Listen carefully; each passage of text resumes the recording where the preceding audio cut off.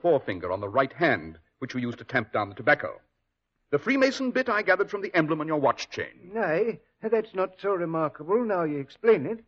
But how did you know I used to be a railway engineer? From the peculiar slant of your shoulders and the way you hold your left arm, acquired through years of leaning out of the cab of your engine to view the track ahead.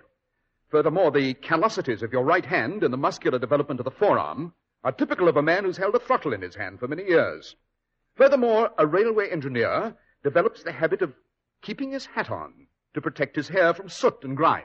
By the Lord Harry, you're right about that, Mr. Holmes. And last but not least, I deduce the fact that you've not completely severed your connection with the railway from the tiny bits of railway soot which have settled on your stiff white collar and cuffs. Right again.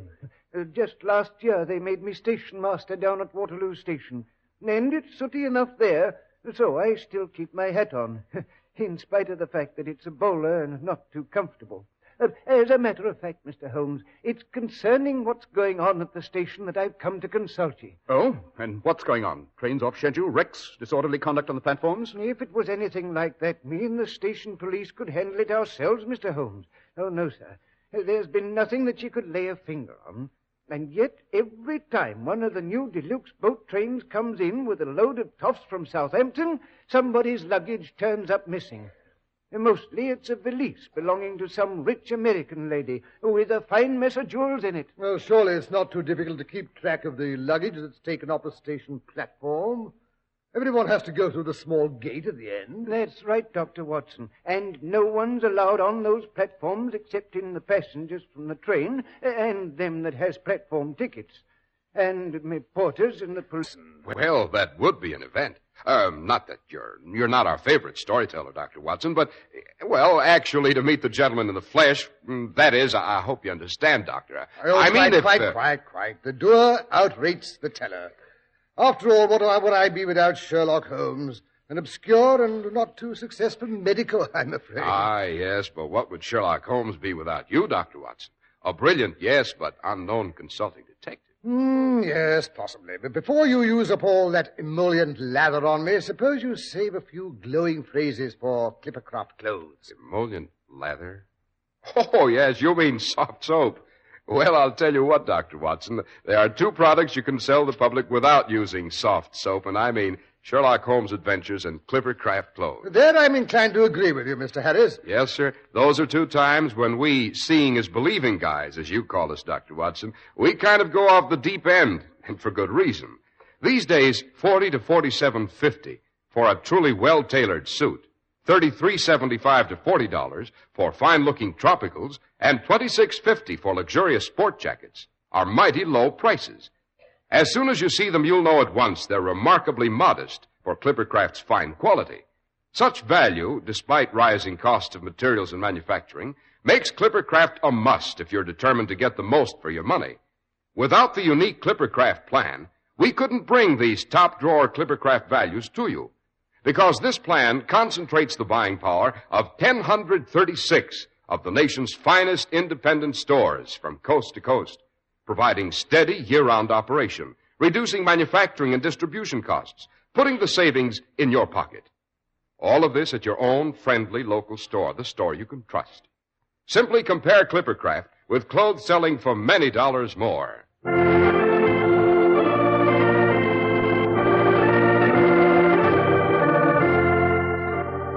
And now, Dr. Watson, suppose we get back to Baker Street and Mr. Sherlock Holmes. Yes. The adventure I'm going to tell about began rather early one rainy spring morning. Holmes and I were dawdling over some excellent kidneys Mrs. Hudson had prepared for our breakfast. I had just poured my second cup of coffee, and Holmes was about to fill his pipe from the dilapidated old Persian slipper he used in lieu of a tobacco pouch.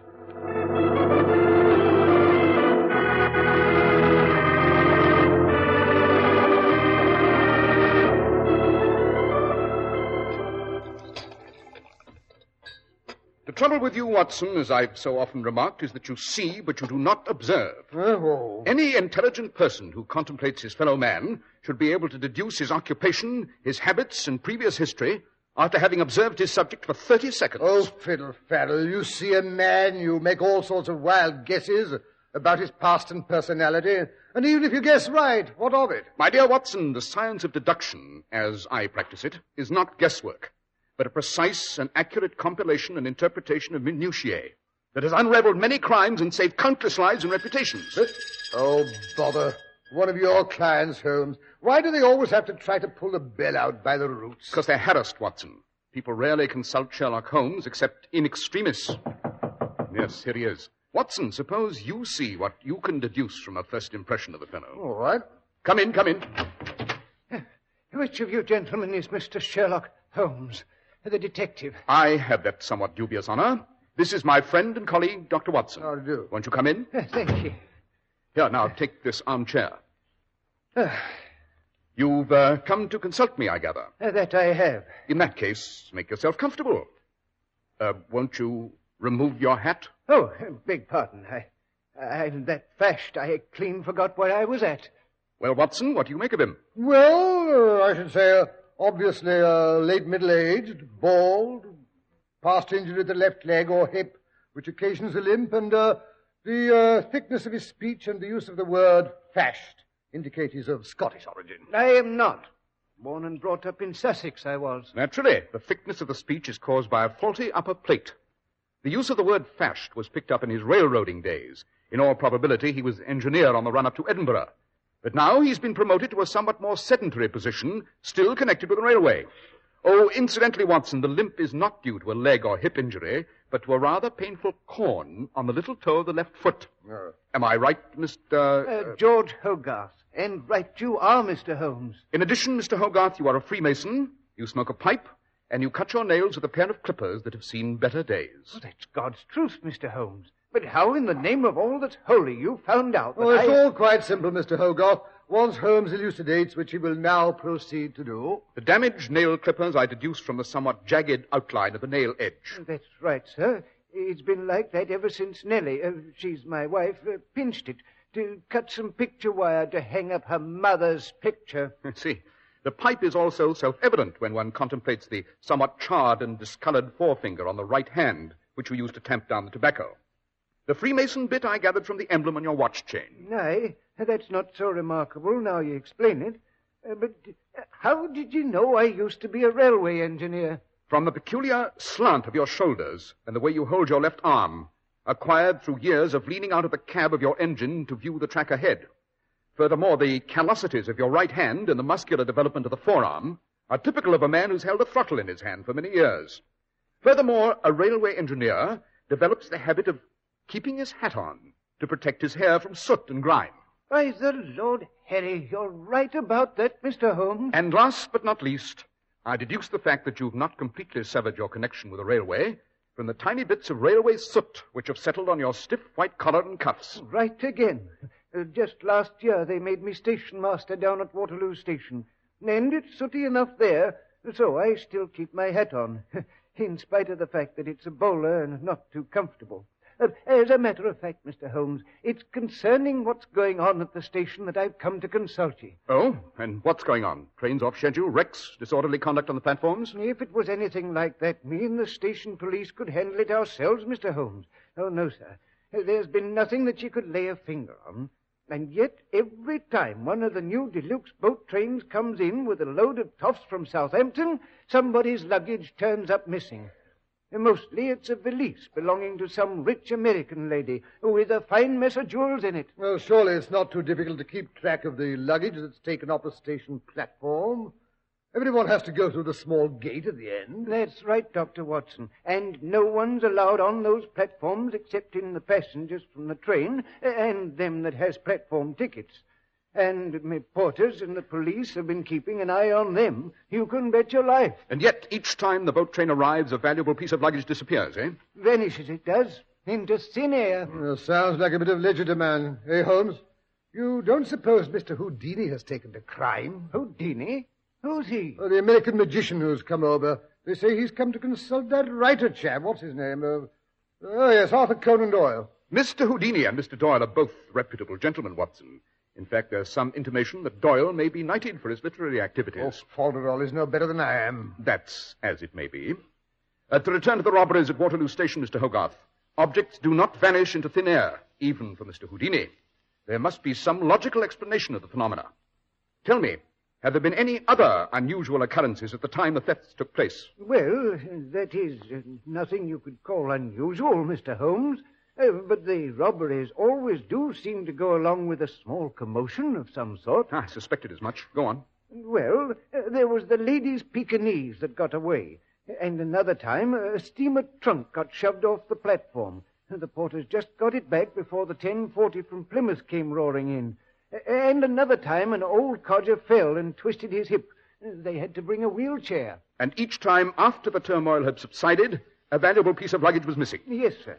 And in spite of the fact that I had had the exit gate closed till things got under control, no one got away with a piece of luggage that didn't belong to him, I'd swear. They just vanished into thin air. Interesting, Watson? And when do you expect your next trainload of jewel-bearing passengers from overseas, Mr. Hogarth? The Aquitania docked at Southampton this morning early. There's at least 6 American ladies aboard, sir, who are to be presented at court. I see. And you know what that means, Mr. Holmes. They'll be bringing enough jewels to outdazzle the Milky Way. The train's due in 37 minutes, sir. I have a cab waiting outside. What do you say, Watson? Shall we see if we can discover the particular brand of abracadabra used in the disappearing act at Waterloo Station? Right, I'll get my revolver and my umbrella. Never mind the firearms, Watson. Just be sure you bring your wits along. Wits and a keen sense of observation will be indispensable in solving this puzzle, I fancy.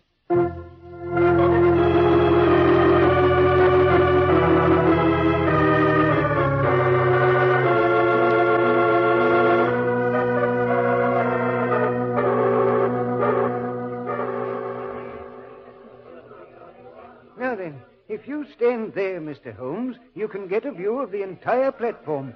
The boat train is due any minute now. You're sure all the porters who handle the luggage are reliable, Mr. Hogarth? I've given orders, sir. Only the ones that have seen at least 10 years' service are to be allowed on the platform today. And all of them will be checked as they come out the gate besides. Well, what about the people who've come onto the platform to meet the train? Now, there are only 4, Dr. Watson. We couldn't keep everyone off, I'm afraid. The fat gentleman with the top hat and the large bouquet of roses is a famous theatrical producer. He's meeting his new star, Miss Edna Levy, who's coming over from New York. The nervous young man with the monocle and the gold-headed cane is the Honorable Cecil Heatherton. He's meeting his fiancée, a daughter of a Pittsburgh millionaire. And the lady with the tremendous doll and the box of chocolates is meeting her 11-year-old daughter that she hasn't seen for 2 years. Why not? Well, the child's been visiting its father in America. It seems the parents are divorced. And then there's the imposing-looking gent in the Prince Albert, carrying the Gladstone bag. He's come to meet his grandmother. It seems she's over 80 and deaf as a post. Well, certainly nothing suspicious about any of those people, eh, Holmes? On the contrary, my dear Watson, one of those 4 persons is extremely suspicious for a reason which Mr. Hogarth has been good enough to point out. I did? Blessed if I know what it was I said that... Never mind, haven't time to discuss it now. Here comes the train. Keep your eyes open, Watson. If you notice anything unusual, anything at all, report it to me immediately.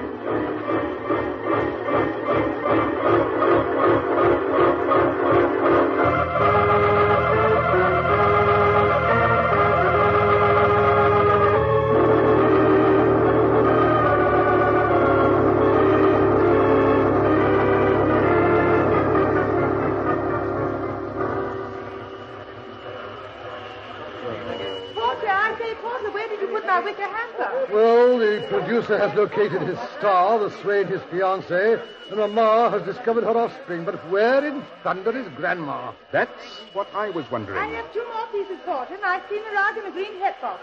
No, leave the alligator bag there. I don't want to let that out of my sight. I say, look, Holmes, that must be Grandma, the old lady coming along the platform in the checkered greatcoat and bonnet. By Jove, she's carrying a parrot in a cage. Yes, her imposing grandson has just sighted the old girl. Here I am, Granny. Over here. She's seen him. She's waving the bird cage. Hannibal! Good Lord, the parrot has got loose. Hannibal! Oh, the beautiful Hannibal! Catch him, Freddie, catch him. No, Granny. Don't get excited. We'll get your parrot for you. Oh, dear. Oh, dear, whatever shall I do? Now, Granny, remember your blood pressure. I'll just put you safe in the ladies' waiting room. Then I'll come back and get Hannibal for you. Yes, do take care of her. Poor old woman. She looks so frail and That's right, Granny. You come along with Freddie. Now, don't you worry. I'll come back and catch Hannibal. He won't get away. Come along, Watson. We mustn't lose sight of them. Lose sight of who? Granny with the bird cage and her grandson Freddie with the Gladstone bag. Above all, we mustn't lose sight of that Gladstone bag. Holmes, have you lost your senses? My bag, my alligator valise is gone. It's been stolen. My emeralds were in it. I've been robbed. Holmes, you heard that? A woman's been robbed. Naturally, I knew it 2 minutes ago. Let Hogarth take care of her. That's his job. Ours is to follow the grandmother and the man with the Gladstone bag. He said he was taking her to the ladies' waiting room, and that's exactly what he's doing. Now, you wait here, Granny. I'll be back as soon as I've caught Hannibal. It won't be a minute. Here, take my bag. Don't be long, Freddie. I won't. Take care of my bag now. Don't you fret. After her, Watson. Don't let her out of your sight. And above all, keep your eye on that Gladstone bag. Yes, but what about you? I'm going after Freddie. Oh, well, you... And where do you think you're going? Well, that is a friend of mine just came in here. An old lady with a parrot cage. Well, you'll have to wait outside. This is the ladies' washroom. No gentlemen permitted. Yes, but I mean a surgeon, you know, and all that sort of thing. I'm Sherlock Holmes' assistant. I don't care if you was the Prime Minister and the Archangel Gabriel all rolled into one. You'll not step into my washroom. Now, be a good chap and wait outside. Yes, but what if I lose her in the crowd? What crowd? She's the only one that's come in here this last half hour. Well, what if she goes out some other way? There ain't no other way. Now, you look here. I've been matron here for 15 years, and I've never had no trouble. But if you don't shut that door before I count 3, I'll whistle for the police. 1, 2... Now, look here, you... Oh, the obstinate female. Oh, well, the old grandmother can't very well get out of the door without my seeing her. I'll just sit here on the bench and wait.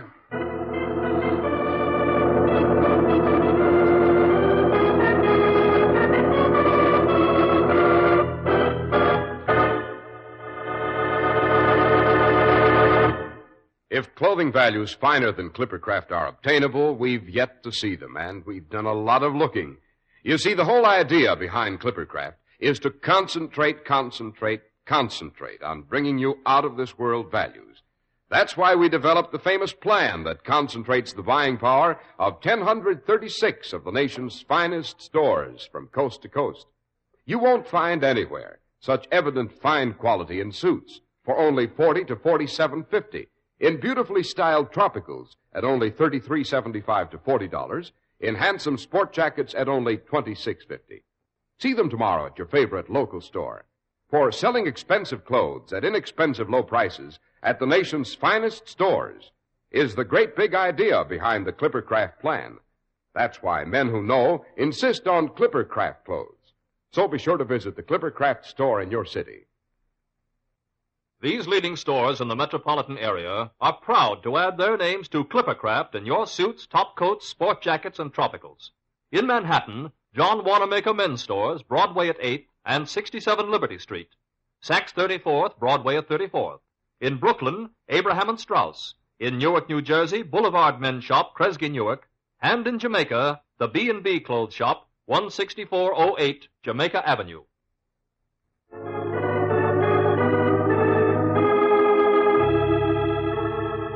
And now back to Dr. Watson, who is still playing the patient watchdog outside of the ladies' waiting room at Waterloo Station.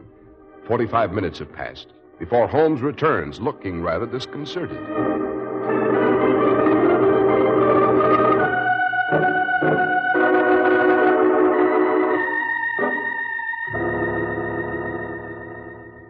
Oh, there you are, Holmes. I thought you'd forgotten all about me. What happened? Did Freddie catch the parrot? To blazes with a parrot. I lost Freddie in the underground. He dodged down into the Bakerloo tube and boarded a train for Queen's Park. I was right on his heels. At Baker Street, he got out rather suddenly, and by sprinting, he managed to catch the metro. I wasn't more than 2 yards behind him, but the door slammed in my face. Oh, then you mean he never even tried to recapture his grandmother's parrot? Certainly not. The parrot was merely the means by which the crowd's attention was diverted, so Freddie could annex the alligator bag containing Lady Margrave's rather famous emeralds. Yes, but neither Freddie nor his grandmother were carrying an alligator bag as they came off the platform. She had an empty parrot cage, and he had his own Gladstone bag. Exactly.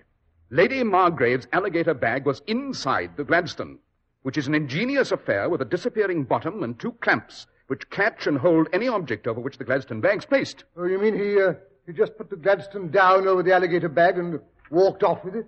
If you would only learn to observe, Watson, you would have noticed how much heavier the Gladstone was when Freddie left the railway platform than it was when he arrived. Well, Holmes, it seems my turn to crow. Freddie may have eluded you, but his grandmother and the notorious Gladstone bag haven't managed to give me the slip. Oh, by the way, Watson, that is not his grandmother, but his lady friend, Flora the Flim. The what? Freddie is known as Freddie the Fop. They're 2 of the smoothest confidence operators in all Europe. You're quite sure Flora and the bag are still in the waiting room? Oh, positive there's no one in there but the old lady when I interviewed the matron. And the old girl hasn't come out yet. Has anyone else gone in? Oh, I see what you mean. You think she may have passed the loot on to someone else? Oh, no one else has gone in. Well, wait a moment. Someone else has come out, though, now you mention it. Oh, my aunt. My sacred aunt. But it wasn't the old lady. It was rather a flashy woman with red hair. A wig, Watson. Wearing a purple greatcoat. Granny's check coat turned inside out. And a good 30 years younger than the old lady. Flora had merely slipped her teeth back in. Flora and Freddie are also famous quick change artists, Watson. Yes, but she was carrying an alligator bag. That Gladstone affair must be still in the waiting room. Watson, old boy, the Gladstone is also collapsible. This time the Gladstone was inside the alligator bag, not vice versa. Oh. Yes, but look here, Holmes. How was I supposed to know that auburn hussy would turn out to be Freddie's grandmother? My dear Watson, you have a frog in a box. The frog represents the waiting room attendant, let us say. Oh, go on, be allegorical. Into that box goes a caterpillar. The box is closed. Nothing else enters the box. Yes, continue. In due time, a butterfly emerges. The frog still remains. No matter how different the appearance, the butterfly must be the caterpillar that went into the box. It couldn't possibly be anything else. Oh, I see what you mean, yeah. Yes. Well, but look here, Holmes. Now what? Suppose the frog had eaten the caterpillar. Oh, let's go home to tea. Well, Yes, I suppose we may as well. We have rather bungled things. I don't suppose we'll ever catch up with Freddie and Flora now. Oh, they'll be on hand for the next elegant boat train, in other disguises, of course. Yes, next time, I think we shall play the game their way and see what happens.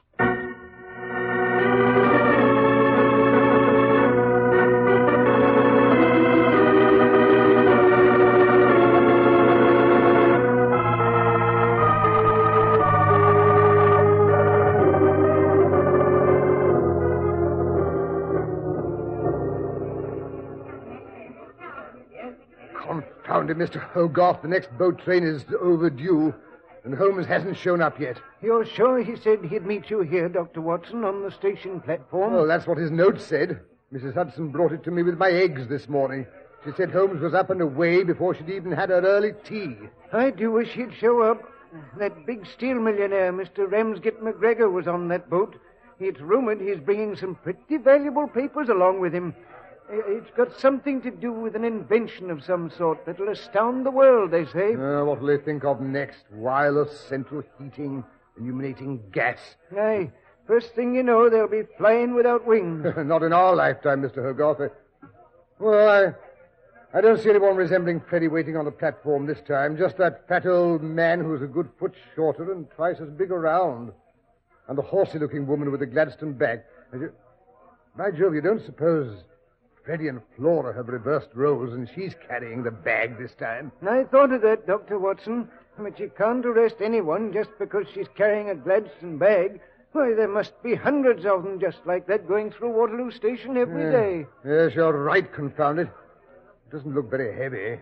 A woman that's as robust as that one could carry the Nelson Monument and never feel the weight of it. Hark, here she comes now. Yes, and no Sherlock Holmes.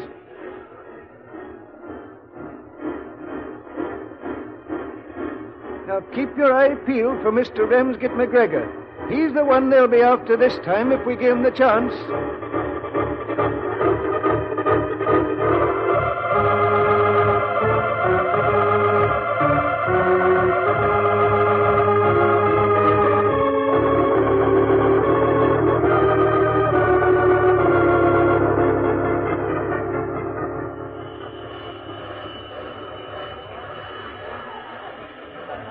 There, look there. There's Mr. McGregor now. Him with the cap and the muffler of Scottish plaid. He's creating quite a commotion. No, I don't want a porter. Leave my bags alone. My man Jones will carry them. I'll take this one myself. That's right, Jones. Put him down there. Yeah, now give me a cigar. Now what's happened? Hello, a tall, bearded man seems to be having trouble getting out of his compartment. He smashed the glass. Get me out of here! Get me out, confound it! Impatient old duck, eh, Hogarth? The guards unlocked the door for him. My bag. What's happened to my black bag? Good Lord, it's happened. McGregor's been robbed. We'd best go and see if we can help him. Hey, excuse me, ma'am. You're sure that Gladstone belongs to you? Certainly, my good man. I've had it for years. Now, no offense, ma'am. Just wanted to make sure. Wouldn't want anyone to get my bag by mistake. I'm Ramsgate McGregor, and I've got a new kind of high explosive in my bag. I wouldn't want any stranger to go carrying it around. It's too liable to go off. Why, However, if that bag belongs to you, I guess it's not dangerous. Just run along, that's a good girl, and get it out of my way. Well, really, I've never been so insulted in my life. Follow her, Watson. Holmes! Great Scott, it's not Mr. McGregor. I couldn't... Save it till later. After her. Don't let her get out of your sight. I'll keep an eye on Freddie. Come along, Hogarth. She's not going to give me the slip this time. Better motion some of your police to follow. Aye, they're right with us. Good Lord, look at that Gladstone bag. It's beginning to smoke. Laura's starting to panic. It'll blow up in her hand. Freddie, where are you? Laura! Right away, you fool! Right away, Laura, before it explodes! Yes, I rather suspected the glass-smashing gentleman would turn out to be Freddie. You're not Mr. McGregor? Who are you? Allow me to present myself, madam. Sherlock Holmes, the detective. Sherlock Holmes? Who is almost as good at charades as you and your friend, Freddie the Fop. Why, I don't understand. Have your policeman take them away, Hogarth. I think you'll find Mr. McGregor's black bag inside the Gladstone. Take your hands off. It should be all the evidence you need. But great thunder, Holmes, look at it. It's about to explode. Calm yourself, Watson. The bag contains an innocuous little smoke smudge. The only thing it could possibly harm is a mosquito.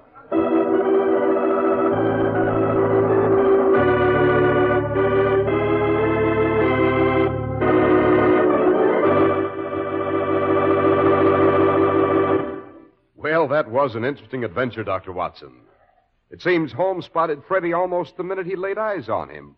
Well, what was it that made him suspicious? Well, the Gladstone bag, of course, Mr. Harris. It's rather unusual for a person meeting a train to carry luggage, don't you know? Oh, of course. Why didn't I realize that in the first place? Yes, I was always saying that to Sherlock Holmes. But now suppose we give our listeners a hint about next week's adventure. Yes. Next week, I think I'll tell you a case that Holmes solved without stirring from his armchair. I propose to give you and our listeners all the facts and see if you can do the same. That's a bit of a challenge, Dr. Watson. Yes. The case concerns a young lady who had two suitors, one of whom disappeared on the way to the church the day of their wedding. I call it a case of identity.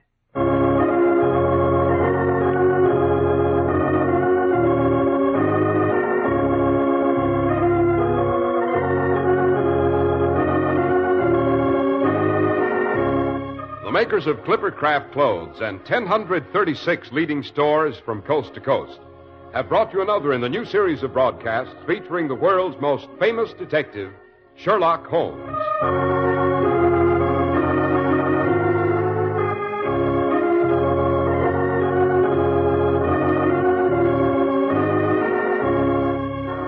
Our stories are based upon the character Sherlock Holmes, created by Sir Arthur Conan Doyle. Sherlock Holmes is played by John Stanley, Dr. Watson by Alfred Shirley, and the dramatizations are by Edith Meiser.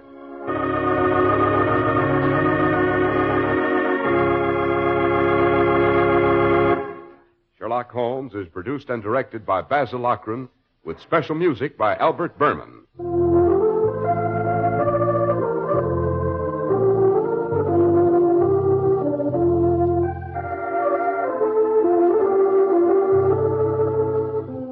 If you don't know your Clipper Craft dealer, write Clipper Craft, 200 Fifth Avenue, New York City.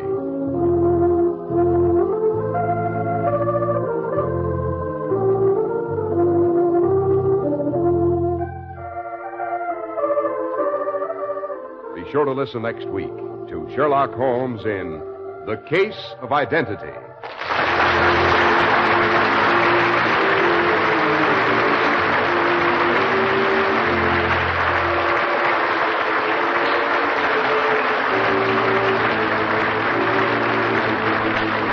This is Cy Harris speaking for Clipper Craft Clothes. This is the Mutual Broadcasting System.